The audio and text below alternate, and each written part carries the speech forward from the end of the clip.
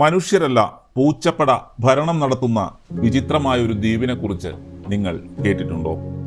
ഒരൊറ്റ മനുഷ്യന് 6 പൂച്ചകൾ എന്ന കണക്കിൽ രോമക്കുപ്പായമിട്ട വിരുതന്മാർ കൈയടക്കിയ ജപ്പാനിലെ അയോഷിമ എന്ന വിസ്മയ ലോകത്തെക്കുറിച്ചാണ് പറഞ്ഞു വരുന്നത്.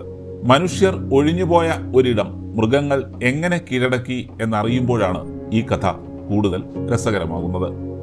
ഈ വിചിത്രമായ മാറ്റത്തിന്റെ തുടക്കം വർഷങ്ങൾക്ക് മുൻപായിരുന്നു. ഒരു കാലത്ത് 1000-ലധികം ആളുകൾ താമസിച്ചിരുന്ന തിരക്കേറിയ ഒരു മീൻപിടുത്ത ഗ്രാമമായിരുന്നു ഇത്.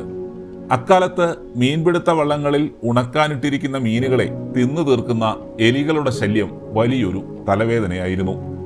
ഈ എലികളെ തുരത്താനായി ഗ്രാമവാസികൾ ഏതാനും പൂച്ചകളെ ദ്വീപിലേക്ക് കൊണ്ടുവന്നു. എന്നാൽ കാലം കടന്നുപോയപ്പോൾ ഗ്രാമത്തിലെ ചിത്രം ആകെ മാറി. 2ാം ലോക മഹായുദ്ധത്തിന് ശേഷം ജോലിയും മെച്ചപ്പെട്ട ജീവിതവും തേടി യുവാക്കൾ കൂട്ടത്തോടെ നഗരങ്ങളിലേക്ക് കുടിയേറി.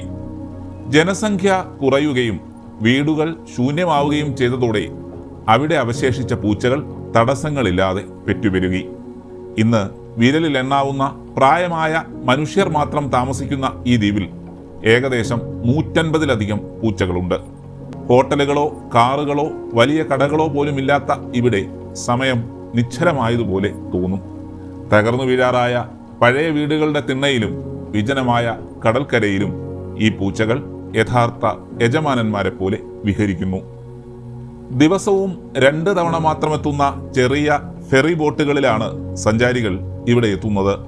ബോട്ടുജെട്ടിയിൽ ചെന്നിറങ്ങുമ്പോൾ തന്നെ പല നിറത്തിലും വലിപ്പത്തിലുമുള്ള പൂച്ചപ്പട നിങ്ങളെ സ്വാഗതം ചെയ്യും. കയ്യിൽ ഒരു പൊതി ഭക്ഷണമുണ്ടെങ്കിൽ അവ സ്നേഹത്തോടെ നിങ്ങൾക്ക് ചുറ്റും കൂടും. ടൂറിസ്റ്റുകൾ നൽകുന്ന ഭക്ഷണവും ഗ്രാമവാസികൾ കരുതി വെക്കുന്ന കരുതലുമാണ് ഇവരുടെ പ്രധാന ആഹാരം.